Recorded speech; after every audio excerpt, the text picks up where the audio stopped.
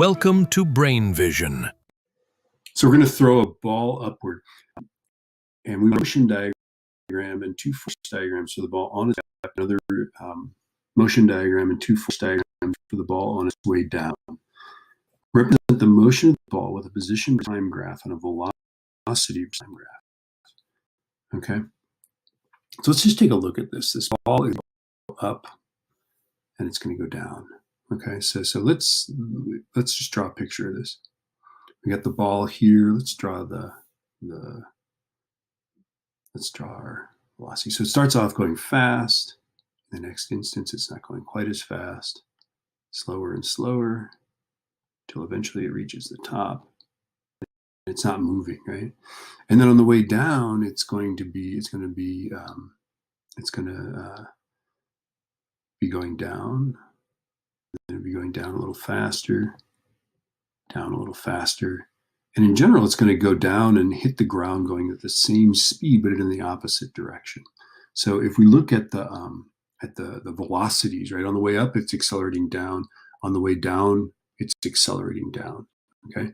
Notice that it's going slower and slower on the way up, but the direction of the acceleration for both of these, the acceleration is going to be down. This is, of course, the acceleration of Earth's gravity. And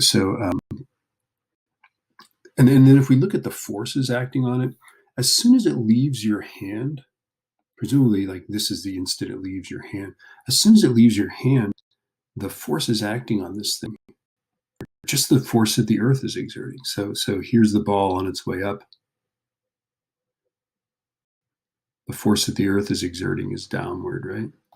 Here on the way up here, it's still that downward force. And that force never changes. It's uniform. It doesn't, assuming you don't throw it really high, like, 250,000 miles into the air, that force stays relatively constant.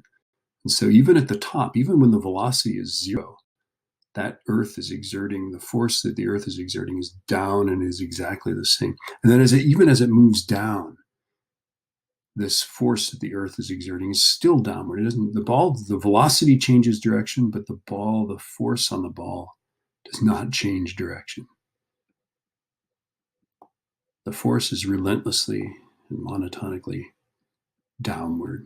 Okay, so we can draw the force diagram for three instances.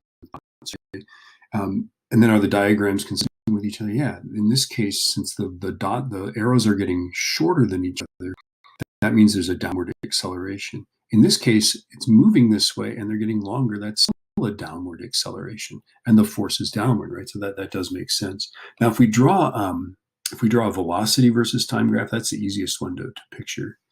Okay, let's have positive velocity, negative velocity.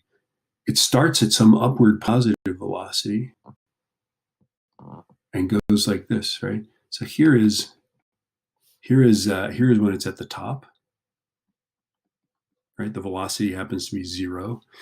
We start off with a positive initial velocity, right, and we end up with a negative final velocity.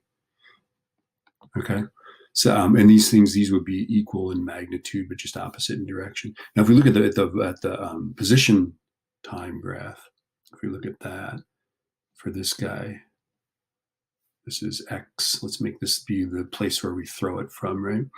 What it's going to do is the slope of it has to be like equal to this, and that's tricky, right? But I know the answer, right? The answer is this is an upside down parabola like this. It is always downwardly concave. This is when it's at the top like that. Notice our slope is zero, right? Okay, and the slope, this graph above this is the slope of this graph, right? And then notice on this part here, that our slope is getting less and less and less and less and less. It's approaching zero, just like this graph approaches zero. This is tough stuff, by the way. Kids have a hard time. Students have a hard time understanding the relationship between the graph and then the slope of that graph.